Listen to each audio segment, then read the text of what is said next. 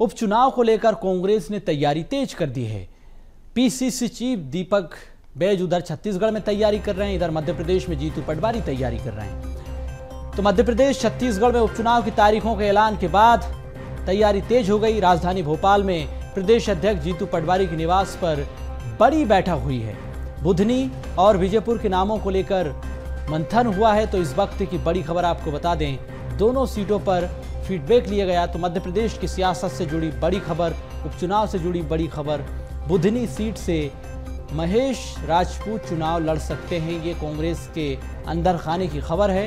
राजकुमार पटेल को भी बुधनी से टिकट मिल सकता है। तो इस वक्त की बड़ी खबर, संभावित नामों पर चर्चा हुई है। तो आनंद जाट और अजय पटेल भी उम्मीदवार हो सकते हैं। इस वक्त की बड़ी खबर आपको बता दें, बीजेपुर से आदिवासी उम्मीदवार कांग्रेस उतार सकती है। सहयोगी मनोज राठौर हमारे साथ इसी खबर पर जुड़ चुके हैं। मनोज जी, मध्य प्रदेश में भी अब कांग्रेस ने चुनावी तैयारी तेज कर दी है। उपचुनाव को लेकर, प्रत्याशियों को लेकर मंथन हो रहा है। जी बिल्कुल, क्योंकि बीजेपी की तरफ से प्रदेश चुनाव समिति में मंथन होने के बाद जो नामों का पैनल था वो केंद्रीय चुनाव समिति को भेज दिया गया और कुछ ही दिनों में जो है बीजेपी के जो नाम है वो फाइनल हो जाएंगे। हालांकि विजयपुर से रामनिवास रावत का नाम फाइनल है, लेकिन बुधनी सीट पर जरूर 3 से 4 नाम चल रहे हैं, जिस पर मंथन के बाद पैनल भेजा गया। उस पर जरूर माथापच्ची बीजेपी के अंदर चल रही है। लेकिन कांग्रेस की तरफ से बात करें तो आज कांग्रेस में भी मंथन का दौर लगातार चला और जीतू पटवारी के बंगले पर जो समितियां बनाई गई थी विधानसभाओं को लेके, बुधनी और विजयपुर को लेके, उन समितियों के सदस्यों के साथ ये बैठक बुलाई गई थी, मंथन किया गया था। कई संभावित नाम थे जिस पर चर्चा की गई, जो कि वहाँ से दावेदार भी है, क्योंकि बुधनी जो सीट है वो लगातार बीजेपी वहाँ से जीतती आ रही है। शिवराज सिंह चौहान वहाँ से लगातार जो है जीत रहे हैं। ऐसे में उस सीट को जीतना सबसे बड़ी चुनौती है और कहीं ना कहीं कांग्रेस ये समझती है कि वहाँ पर जीत दर्ज करना इतना आसान नहीं होगा।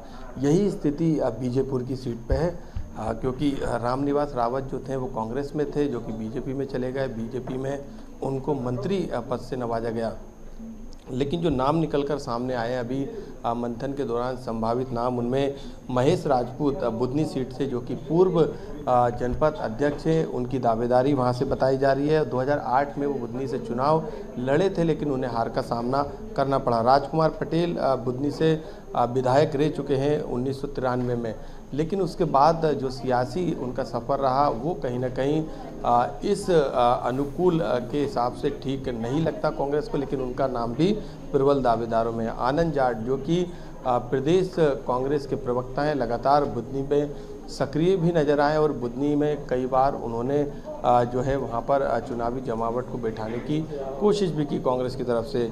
अजय पटेल जो कि ब्लॉक बूथ के वहाँ पे अध्यक्ष हैं, तो ऐसे में युवा चेहरा है, उनको भी मौका कांग्रेस दे सकती है। लेकिन बीजेपुर में सबसे ज़्यादा चुनौती कांग्रेस के सामने यही है कि जो उनका जिताऊ चेहरा था वो बीजेपी में चले गया है और इसके साथ जो स्थानीय विधानसभा के जो कद्दावर नेता थे वो भी बीजेपी में शामिल हो गए। ऐसे में नई जमावट के साथ वहाँ पर कांग्रेस कोशिश कर रही है कि कोई नया उम्मीदवार उतारकर दल बदल के आरोप लगाते हुए बीजेपी में एक माहौल बनाकर वहाँ उस सीट को फिर से कांग्रेस जीत सके।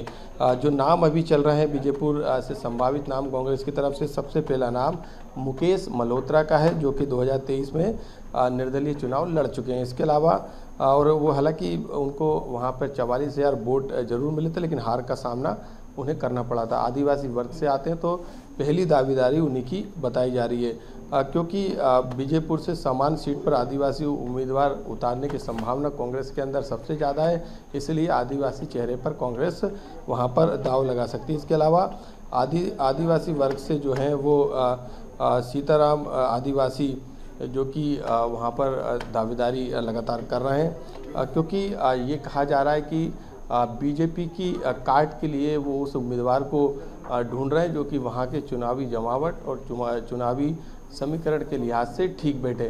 तो हर समीकरण पे जो कांग्रेस है वो कोशिश कर रही है कि जो बीजेपी सीट उनके पास थी वो तो कम से कम जीते, और बुधनी सीट पर भी लगातार वो ऐसे प्रत्याशियों को ढूंढ रही जो कि वहाँ पर बीजेपी के प्रत्याशियों को कांटे की टक्कर दे सके।